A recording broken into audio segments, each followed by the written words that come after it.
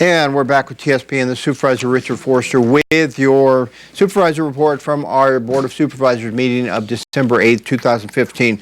Starting off the meeting, we'll go right into it. We had a presentation by Matt Cate, the Executive Director of the California State Association of Counties. These are the coveted awards that go out to counties that went above and beyond with different types of programs that they implemented. Amador County, as far as behavioral health, mental health, received an award for their Mental Health Services Act Human Services Certificate Scholarship Program. This was a great program that was in collaboration with our Amador County Community College system. And as John Plaz said, this is a great collaboration between the two. These are mental health funds that are used to help kids get their, at least get a start on their degrees and certificates so that they can be successful in life. And collaboration with Community College Foundation, which is a system and foundation, which has been going for quite a while now.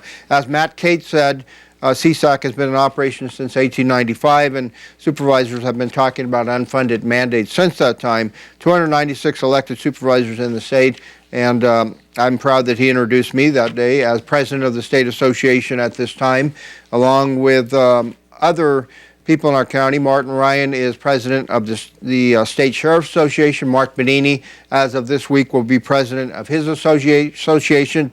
Todd Reeby, the DA's association in 2017. And Jim Rooney has led his Assessors Association in 2013.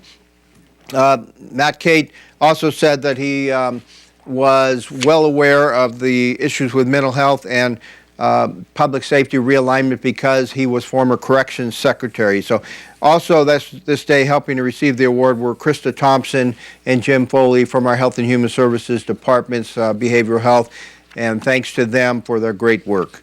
The appointment to the board of the Ione Memorial District was pulled off the agenda, sent back to the Ione Memorial District. It's really their job, not the Board of Supervisors' job, to make the appointments on their board.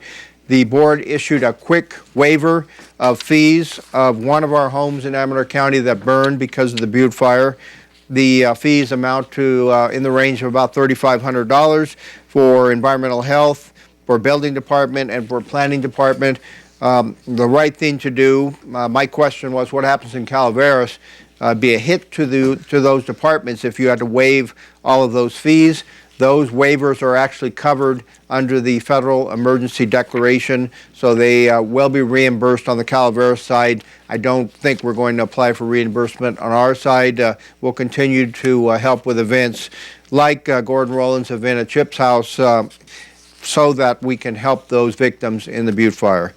The Bureau of Land Management was in. We had Mr. Bill High, the Area Office Director, Motherlode Field Office Director, talking about the McCallamy Community Forest. This is akin to a community wildfire protection plan. Not the same because it's in Bureau of Land Management area, but actually, as he said, and as John Heisenbuttel indicated, they can work symbiotically, and actually they work hand in hand and complement each other if community wildfire protection plans are done in relation to the McCallamy Community Forest wildfire plans. And this is restoration that's being done. These are fuel breaks that are being put in place. So it's a great program. Of the 71,000 acres that burned, approximately 12,000 acres are BLM ground, Bureau of Land Management. They're getting $3.5 million for land stabilization and rehabilitation, and this will be for winter 2015 work. I think it'll probably go into summer of 2016 and spring. But the community forest projects require stewardship agreements. There's 8 steps involved, and it's a great program. If you are interested, contact Mr. High. There is work available there, or John Heisenbuttel, John Hoffman, our county consultant, and they'll give you advice on the right direction to go. The Amador Council of Tourism was in, and to make a long story short, the board passed on this issue today, asked for more information from Maureen to bring back about the marketing district that they're wanting to establish. The only problem is some board members felt this was more akin to a special district. I'm not sure it is, but we need clarification on that point. There is a direct benefit to the targeted marketing group here, which are the lodging partners. So this is not considered a tax. It's a pass-through assessment fee. Some board members had concerns that this is on top of the transient occupancy tax that's already being charged. It would be a $2 per room rate, and each city also would collect the fee. That would be passed on to the ACT Tourism Marketing District. So Ms. Funk will come back to the Board of Supervisors with that issue. We had discussion on the Federal Aviation Administration jet revenue ruling requirement and compliance. This was in 2014. Actually, it goes all the way back to 2008. They're giving relief from 2008 to 2014, but they want fees collected.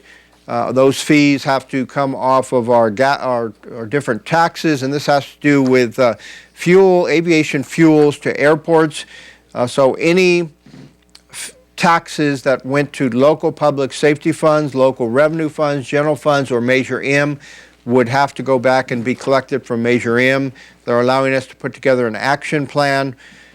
We are issuing a letter with our concerns, as well as CSAC is issuing a letter with our concerns, as well as we have a letter in our packet from Michael Cohen, the Director of Finance from the state of California, who is concerned about this issue. So this is a big issue for the state.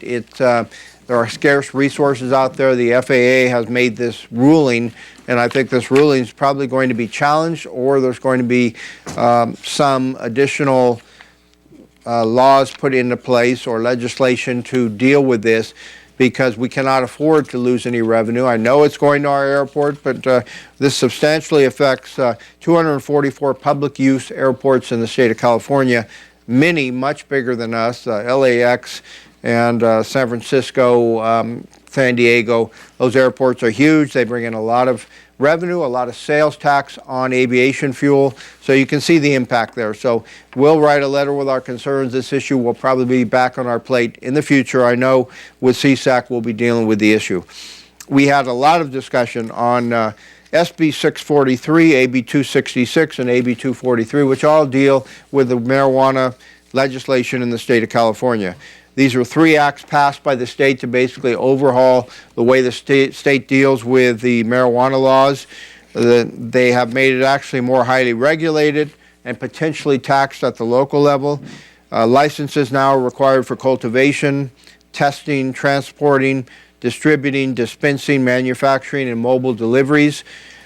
We already in Amador County have rules in place for cultivation. Do we leave those in place? There was some thought, just make an overall ban until we figure this thing out. We have to have some new rules in place by March 1st to deal with all of the other areas. The county needs to have local control over that licensing. If you don't have those local control and local rules, you give up your authority to the state and they make the rules. So we have a long ways to go on this. Right now, the county allows 12 plants per person, and we refine that even more to say that they have to be within a 100-foot area only for medicinal purposes. So we're not opening the gate to anyone for recreational use. It's only for medicinal purposes. Keep in mind, all this could change in the fall of 2016 when we're going to have, it looks like, as many as 3 or 4 different propositions on legalization of marijuana. Personally, I don't think it's the right thing to do. I've seen the effects of it from being in corrections around the youth population. And some people can use marijuana recreationally. For other people, it is a gateway drug that will lead to other uses of drugs, and much heavier than marijuana. But marijuana has a lot of effects.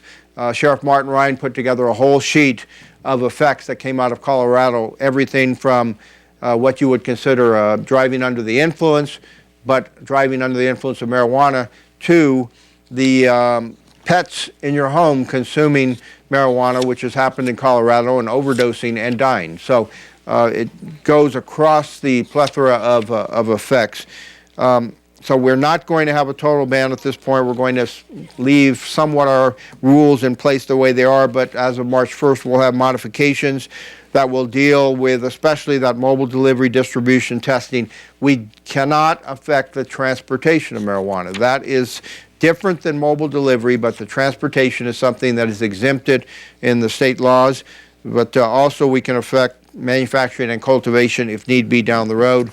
And with that, I'm going to cover a separate item off agenda, but one that was talked about at the beginning of this meeting under public comment.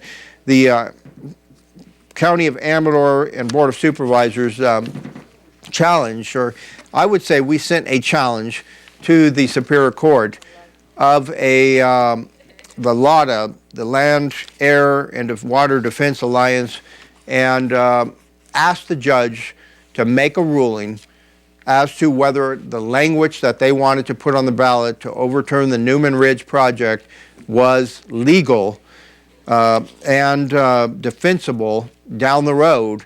So we went to court, we asked the judge, look at the language. Is this correct? If it is correct, we'll put it on the ballot. If it's not, then you make the decision. The visiting judge, Leslie Nichols, made the decision that the language, the inclusion of the reclamation plan in the referendum language was not suitable, and just as we thought, the language that they put out there to the voters misled the voters, and we're not going to tolerate that. We think this was a good decision on behalf of the voters. That's all I have today. The Supervisor, Richard Forster, 223-6470 if you want any more information. We're going to go to a break, and I'll see you again in a couple weeks.